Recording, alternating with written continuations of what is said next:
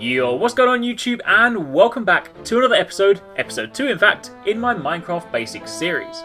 I kicked this off last week, and if you saw it, then you may remember I went right back to basics and explained the essentials for surviving your very first night.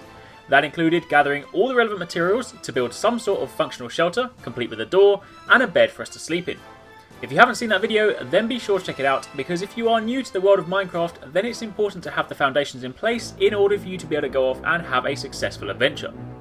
With that being said, today's episode picks up pretty much right where we left off, and this time I'm going to be talking about the essentials that you'll need in order to leave your newly established base, or house, or shelter, whatever you want to call it, and venture out into the big open world to gather, explore, and slay what lays in wait.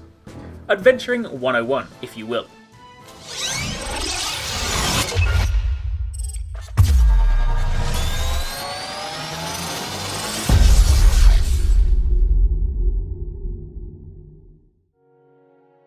So, assuming you've been following along, then by now you've successfully survived your first night, it's morning, you have your house that you're super proud of, but you're hungry.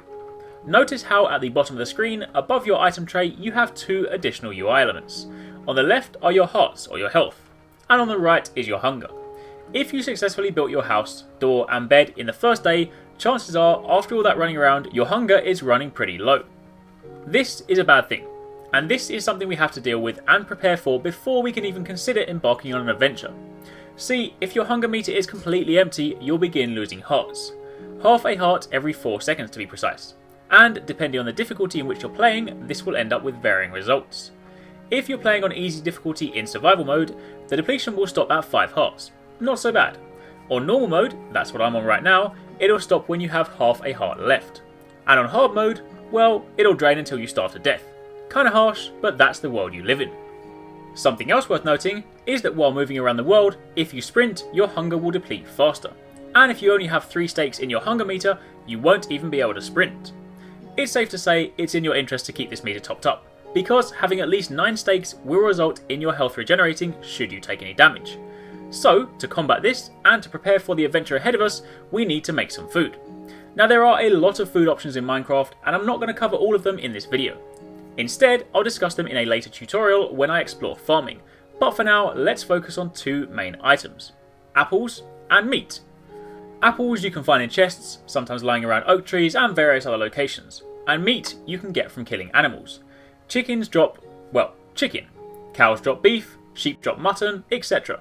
So with that in mind, your basic Adventurer 101 kit should include some tools to make your life a bit easier and your actions faster, and some food so that you can stay well fed, and therefore your only worry when adventuring is the world around you, i.e. monsters, environmental hazards, and obviously fall damage or drowning, but not hunger. You could also include armour in that, but for now let's keep things simple. So, before we gather some food, let's make some tools. Assuming you have some materials left over from building your house, then you can make them already. If not, just go and gather some more wood. From your crafting table, on console you can simply select the items, and on PC you'll need the following. The most basic wooden tools and weapons are made from a combination of planks and sticks. A stick is crafted by stacking 2 planks on top of one another, and once you have both sticks and planks, then we're going to craft an axe, a pickaxe, a spade, and a sword. Again, as stated, on console simply select the item, but on PC your combos are as follows. An axe is 2 sticks to form the handle, and 3 planks in an L shape like this. A pickaxe is again 2 sticks for the handle, and 3 planks to form a T-shape. The spade is 2 sticks and 1 plank. And lastly, the sword is 1 stick and 2 planks. These are the most basic tools. You can substitute the wooden planks with stone, iron, gold, and even diamond later on to make them stronger, but for now these will do.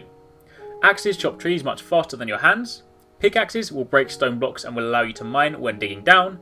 Spades are faster for shoveling earth and sand, and swords are faster for killing enemies or animals. So, now you have these, put them in your item tray, select the sword, and now we have to go and find some animals. Luckily, I have chickens right by my house, so if I kill them, you'll see they drop chicken. I'm going to kill them all just so that I have a good supply, and then I'm almost ready to cook. Now, all we need is a furnace to cook them, and we're good. A furnace is constructed by assembling 8 stone blocks in a circle shape at your crafting table, and in order to get stone, we simply dig down. Use your shovel to get rid of the top layer of earth until you hit stone, then switch to your pickaxe, mine until you have 8 blocks, and now return to your crafting table. Now you simply select it from your crafting menu, or on PC, assemble the stone blocks in a circle formation and you'll have a furnace. Place this down just like you did your crafting table and interact with it.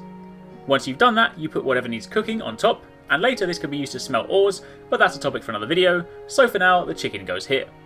Then on the bottom, this is your fuel, whatever we want to burn to act as the cooking mechanic. You can use coal, which you may have encountered already when you were digging down to get stone, or we can use wood, either raw wood from trees or planks. Either way, use whatever you have, place it in the bottom and watch the food cook. Once it's done, the output comes out the other side, and now we have cooked chicken.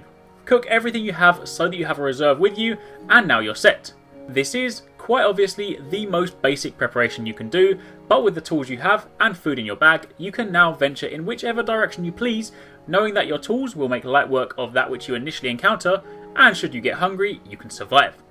Your tools will break after you've used them for a while, so it's worth keeping some spares on you, or at least the materials needed to craft some. The last thing you want to do is be halfway down a hole, have your pickaxe break, and then have nothing but your hands to dig you out. That's going to take quite a while. Also, if you don't plan on returning to your base, you can even smash your bed, furnace and crafting table and bring them with you so that you can set up bases as you go along. But either way, whatever you choose to do, the next steps are up to you. And with that, that brings me to the end of this episode.